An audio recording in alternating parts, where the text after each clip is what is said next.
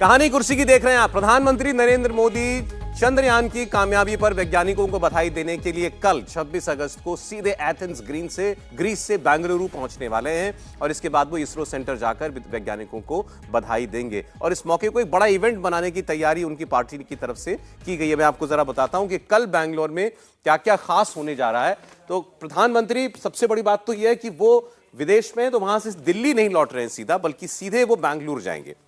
बेंगलुरु में जाकर प्रधानमंत्री का स्वागत किया जाएगा। 6000 लोग बताया जा रहा है उस कार्यक्रम में होंगे और फिर एक 26 किलोमीटर लंबा एक रोड शो प्रधानमंत्री निकालेंगे। इसरो सेंटर तक ये रोड शो जाएगा, जहां फिर प्रधानमंत्री जाकर इसट्रैक जो कमांड सेंटर है वहां भी अंदर जाएंगे, देखेंगे सब कैसे ये चंद्रयान मिशन जो है इसको यहां से कंट्रोल किया गया। और फिर वो वहां सारे साइंटिस्ट से मिलेंगे, इसरो चीफ से, खास तौर पर उस टीम से उनकी मुलाकात कराई जाएगी जिसके ऊपर जिम्मेदारी थी इस चंद्रयान टीम की। तो आप इसे कह सकते हैं जश्न चंद्रयान कल प्रधानमंत्री की मौजूदगी में मनाया जाएगा।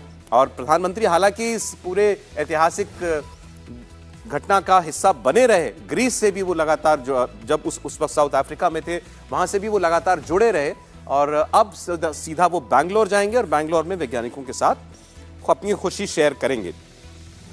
अब इस पर भी लेकिन आरोप ये लगेंगे कि प्रधानमंत्री राजनीति कर रहे हैं, ये कहा जाएगा कि प्रधानमंत्री इसको इवेंट बना रहे हैं, ये काम किया वैज्ञानिकों ने, प्रधानमंत्री जो है अपनी वाहवाही कराएंगे। इस किस्म के आरोप पहले से लगते आ रहे हैं। अब इसका जवाब जो उनकी पार्टी दे रही है सब दे रही है। हमें तो एक तस्वीर मिली, हम आपको आज एक वो तस्वीर दिखाना चाहते हैं। चंद्रयान 1 2008 में भेजा गया था।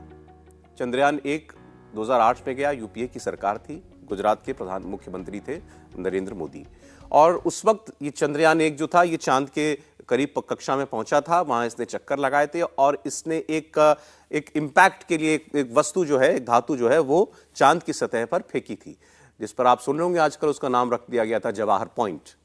और क्योंकि वो उस दिन जवाहरलाल नेहरू जी का जन्मदिन था, तो वो जब जिस जगह चांद पर गिरा उसका नाम जवाहर पॉइंट रख दिया। ये तस्वीर जो है ये अहमदाबाद की तस्वीर है, 2009 की तस्वीर।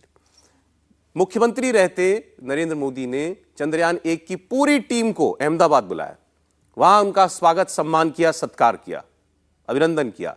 पूरा एक कार्यक्रम रखा गया था चंद्रयान 1 की टीम को फेलिसिटेट करने के लिए। यह उस वक्त की तस्वीर आपके सामने है।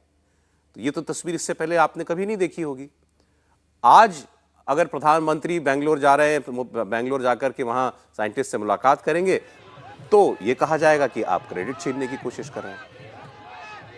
देखिए, प्रधानमंत्री या इस कद का कोई नेता जब देश की बड़ी उपलब्धि के बारे में बात करता है, उसका जश्न मनाता है, तो वो लोगों तक बात पहुंचती है। ये हमारी साइंटिफिक उपलब्धि है। एक साइंटिफिक टेम्पर बनना चाहिए देश में, उसकी बात हो रही है। और ये चंद्रयान, वो तो केवल नेहरू जी चाहते थे। हाँ, उनके बाद कोई चाहता नहीं था, तो भारत जो है अब उसके बाद तो कुछ कर नहीं पाया साइंस के क्षेत्र में जो है, उसके लिए फिर से नेहरू जी को बुलाना पड़ेगा। लेकिन आप देखिए कि किस तरह से आम लोगों तक अब ये चंद्रयान की इतनी चर्चा जिस तरह से हुई है, जिस तरह का दृश्य देखा हम लोगों ने जब वो लैंड किया है, वो सब लोगों की स्मृति में ये ऐसी चीज़ है जो लोग अपने आने वाली पीढ़ी को बताएंगे कि हमने लाइव टेलीकास्ट देखा था इसका। वो उतर रहा है, देखिए जैसे आज जो आई तस्वीर है, क्या कमाल की तस्वीर है। चांद की धरती पर रोवर उतर रहा है। बिल्कुल। तो ये प्रधानमंत्री न जाएं तो भी श्रेय उनको मिलेगा, लेकिन प्रधानमंत्री जाकर ये पूरी साइंटिफिक कम्युनिटी को बताना चाहते हैं कि हम आपके साथ हैं। नहीं, और सर विदेश में बताया, आपने देखा होगा वहां पर ब्रिक्स में उन्होंने इसका जिक्र किया, ब्रिक्स के नेताओं के सामने बताया, ये भी कहा कि ये पूरी मानवता की उपलब्धि है। वहां वो अखबार में, वहां के अखबार में खबर छपी तो वो उनके पीछे आप दूसरे नेता खड़े थे, वो भी देख रहे थे, तो वो तो वहां पर भी जाकर के इसका विजयगान कर रहे हैं। नहीं, बिल्कुल पूरी दुनिया चकित है भाई। जो दुनिया का कोई देश अभी तक जो है जो उपलब्धि नहीं हासिल कर सका, वो भारत के वैज्ञानिकों ने किया है। तो इसका असर जो है पूरी दुनिया, उन्होंने कहा भी। तो मोदी जी रोड शो क्यों कर रहे हैं? लेकिन अब ये सवाल उठेगा ना, क्यों मोदी जी का रोड शो क्यों हो रहा है? साइंटिस्ट का रोड शो निकाला जाए। भाई मोदी जी प्रधानमंत्री हैं, साइंटिस्ट तो है नहीं, साइंटिस्ट पब्लिक लाइफ में नहीं है। तो जो साइंटिस्ट जो नहीं है उससे ये उम्मीद मैं देखिए डेविल्स एडवोकेट बनने की कोशिश कर रहा हूँ। नहीं, आपकी बात ठीक है। अब जब हमारी वर्ल्ड कप की टीम आई थी तो बस से बैठा के घुमाया था हमने सबको, जब जीत करके आए थे वर्ल्ड कप।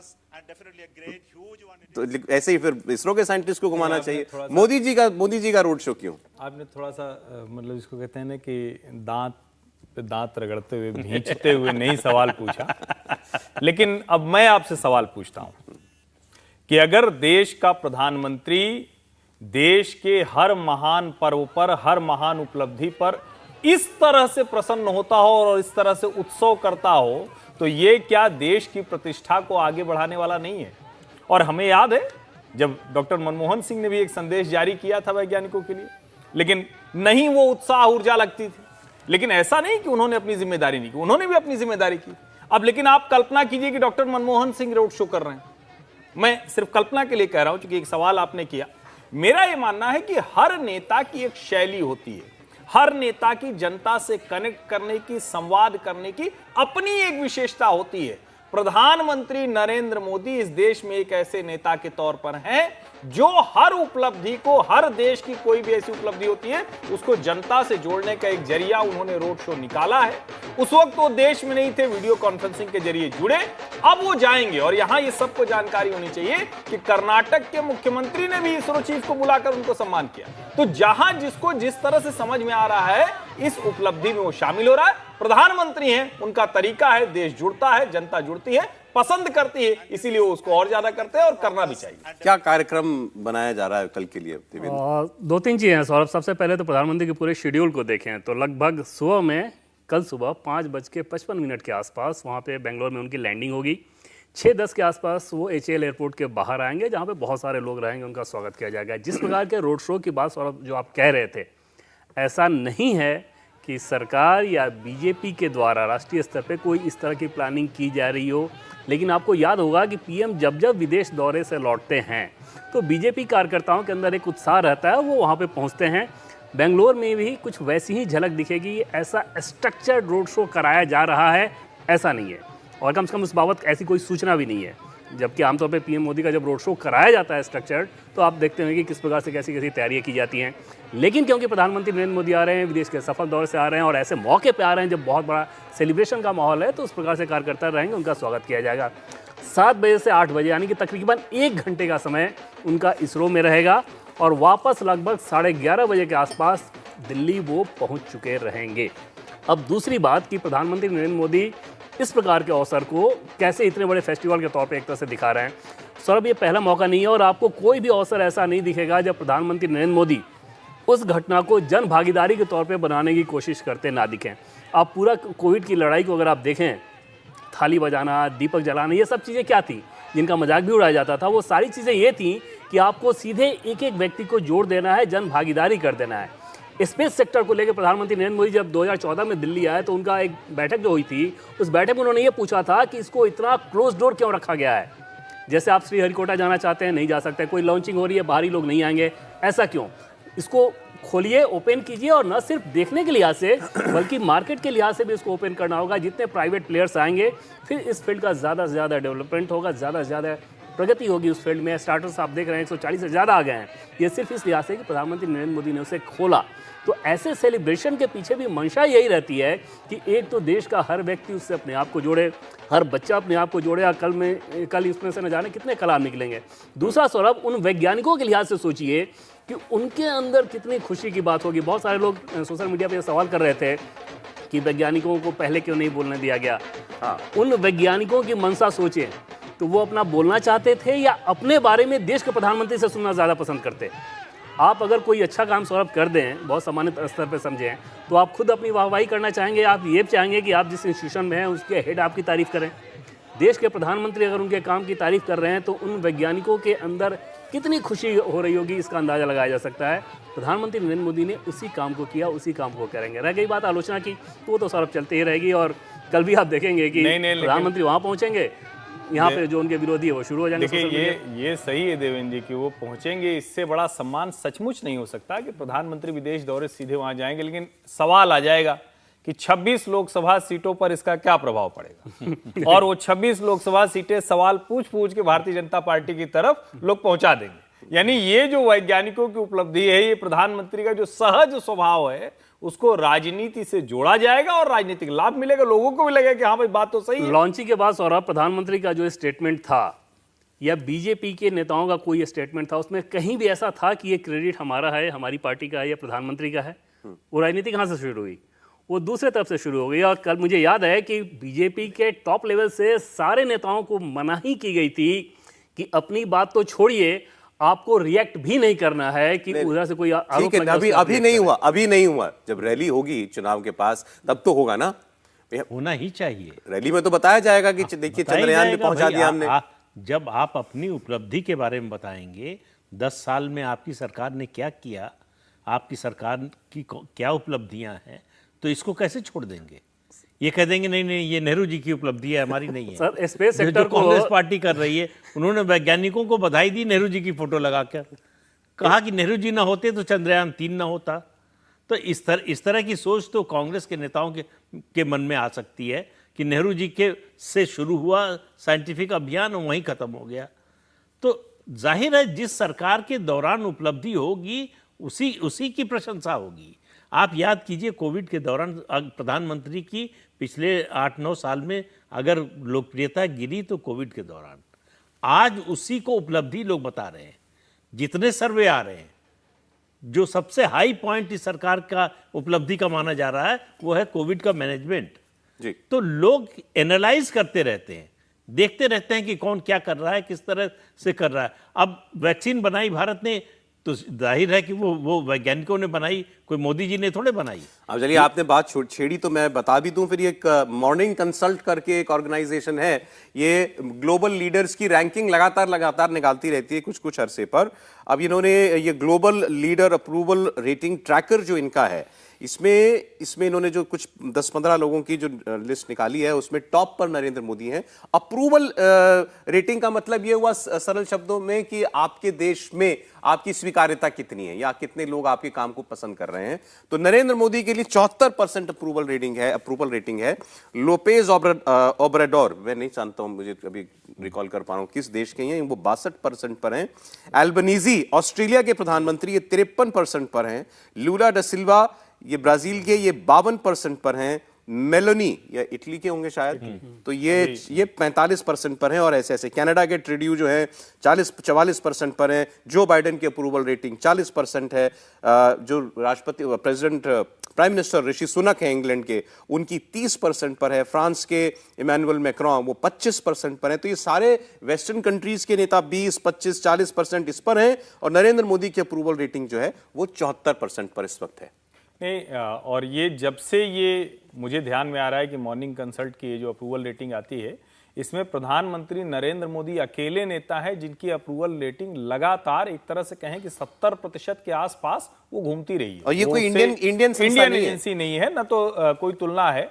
और उसमें जो सबसे बड़ी बात है कि जिन मुद्दों को लेकर कई बार आलोचना होती है, उन सब के सवाल यहां पूछे जाते हैं। और बार बार जो कहा जाता है ना कि मोदी ने तो देश को बांट दिया है उनके पक्ष में और विरोध में, और अगर सचमुच वो पक्ष में और विरोध में लोग खड़े हैं, तो अगर 70-30 और 72-28 का रेशियो है, तो दूसरे नेताओं को सोचना चाहिए कि वो अपना भरोसा क्यों नहीं। मैं और इसको डिटेल में मैंने खोला तो बता देता हूं। Narendra Modi India 74% approval, disapprove करने वाले लोग 20% पर हैं। नंबर 2 पर स्विट्जरलैंड के, नंबर 3 पर मेक्सिको के, फिर ऑस्ट्रेलिया मैंने आपको बताया। इसके बाद नोन कंट्रीज में या जिनसे हमारा कुछ संपर्क रहता है, कनाडा आता है 44% पर, मैंने आपको बताया। Joe Biden 40%। जो बाइडेन के लिए सोचिए आप, अमेरिका के राष्ट्रपति के 40% लोग अप्रूव करते हैं, 52% लोग डिसअप्रूव करते हैं अमेरिका के राष्ट्रपति को उनके देश के अंदर। ये वहां स्थिति है। इंग्लैंड में 30% अप्रूवल है, 60% लोग जो हैं डिसअप्रूव कर रहे हैं। और यहां इंडिया में 74% अप्रूव कर रहे हैं, 20% लोग केवल डिसअप्रूव कर रहे हैं, नाखुश हैं एक निज़ाम से। और वो अपने सरकार के 10वें साल में, अपने सरकार के 10वें साल में। तो इससे देखिए, अभी तक आप नेहरू जी का जो 3 चुनाव जीते थे लगातार, उसको छोड़ दीजिए, तो कोई प्राइम मिनिस्टर नहीं हुआ जो लगातार 3 चुनाव जीतने की स्थिति में आया हो, और जिसकी अप्रूवल रेटिंग या लोकप्रियता या उसका प्रभाव उसके खिलाफ एंटी इनकम्बेंसी न होना, कोई किसी भी प्रधानमंत्री को उठा लीजिए, दूसरे नहीं तो तीसरे साल में नाराज़गी शुरू हो जाती थी, खिलाफ माहौल बनना शुरू हो जाता था। 9.5 साल हो गए, नरेंद्र मोदी के खिलाफ एंटी इनकम्बेंसी ये किसी भी सर्वे को उठाकर देखिए। अच्छा, पहले लोग कह रहे थे वो टीना फैक्टर है, देयर इज नो अल्टरनेटिव, अब तो अल्टरनेटिव भी दे दिया गया है। और वो अल्टरनेटिव उन लोगों को ज़्यादा सूट करेगा, बीजेपी के रणनीतिकारों से बातचीत से ऐसा लगता है। दूसरी चीज़ सौरभ, जो आप कह रहे थे कि चुनाव में इसका फायदा मिलेगा, अगर स्पेस सेक्टर को दूसरे देशों के सैटेलाइट छोड़ के आपने 3,500 करोड़ रुपए का विदेशी मुद्रा यहाँ पे हासिल किया है, क्या ये उपलब्धि नहीं है बताने के लिए, और होनी नहीं चाहिए? प्लस इसमें आप ग्रोथ के हिसाब से सोचिए कितना ज़्यादा होगा। दूसरी चीज़, जैसे आज का ही उदाहरण ले लें आप, 40 साल बाद, मतलब इंदिरा गांधी के बाद कोई भारतीय प्रधानमंत्री आज एथेंस में है, ग्रीस में है। वो देश जो कि यूरोपीय यूनियन का गेटवे कहा जाता है, वो देश जो कि नाटो का सदस्य है, और आपको इस तरह से उसकी अवहेलना करनी चाहिए? सालों बाद गए हम, 40 साल के बाद। और जो अभी व्यापार है सौरभ, अंदाजा आपको कितने का है? महज $1.5 बिलियन का है। आप अंदाजा लगाएं कि यूरोपियन यूनियन का महत्वपूर्ण देश, नाटो का सदस्य देश, और वो इस प्रकार से एक तरह से अछूता रह गया। जबकि उस लेन में आप देखें तो इजराइल के साथ आपके अच्छे रिश्ते हैं, भूमध्य सागर वाले लेन में इटली के साथ आपके अच्छे रिश्ते हैं, ग्रीस को आपने छोड़ रखा है। वो एथेंस जो कि ग्रीस जो कि तुर्की के लिए उसको काउंटर करने के लिए आपके पास बहुत महत्वपूर्ण हथियार है। ब्रह्मोस मिसाइल लेने के लिए लगातार वहां से दबाव था। पिछले साल वहाँ पे एयर चीफ हमारे गए भी थे वहाँ पे ग्रीस में, और उस बात को लेकर संभावना जताई जा रही है कि आज की बातचीत में भी काफ़ी प्रगति हो सकती है। दूसरी चीज़ कि तुर्की जिस प्रकार से पाकिस्तान का साथ देता है, तुर्की को काउंटर करने के लिए ग्रीस आपके पास बहुत बेहतर हथियार है। तुर्की ने अभी कुछ पाकिस्तान को जो ड्रोन टेक्नोलॉजी दिया था, भारत में उस बात को लेकर काफ़ी चिंताएं भी थी, उसको काउंटर करने के लिए भी आपको ग्रीस का सहयोग चाहिए। तो ऐसे कदम अगर प्रधानमंत्री नरेंद्र मोदी उठा रहे हैं और इतने सालों बाद उठा रहे हैं और इतने सालों तक किसी का ध्यान नहीं जा रहा है, तो क्या ये उपलब्धि के तौर पर नहीं बताना चाहिए? ये बड़ी समस्या अगर अपोजिशन को आप देखेंगे तो उनको यही समझ में आएगा कि जिन जिन कामों को आपने छुआ नहीं, छोड़ दिया था, अनदेखी की थी, नज़रअंदाज किया था, प्रधानमंत्री नरेंद्र मोदी उन्हीं कामों को कर करके अपनी वाहवाही लुटवाते हैं, और वही सिलसिला चल रहा है। कल भी बेंगलोर में उसी की तस्वीर दिखेगी। नहीं, इसमें एक चीज़ बस मैं और जोड़ दूं, जब मजबूत नेतृत्व होता है तभी वो ये सब सोच सकता है कि आप जियोपॉलिटिकल इक्वेशंस में कैसे आप ताकतवर हो। कोई कोएलिशन गवर्नमेंट होगी या कोई ऐसा नेता होगा जो खुद से निर्णय नहीं लेगा, तो वो ये सब नहीं सोच सकता है। वो सेरेमोनियल काम कर सकता है, जहां आप रोज जाते हैं जिन देशों के साथ, वहां जा सकता है। इस तरह के नए एवेन्यूज तैयार करना है, नई जो कहते हैं ना कि डिप्लोमेटिक रिलेशंस के आधार पर कैसे हम अपनी ताकत करें, वो तभी तय हो सकता है जब डिसाइसिव लीडरशिप हो और जिसको हम कहते हैं ना कि क्लियर कट मैंडेट, ये दोनों होता है, तभी ये हो पाता है। इंडिया टीवी हर वक्त हर जगह डाउनलोड करने के लिए सर्च करें India TV news Google play store या ऐप स्टोर पर।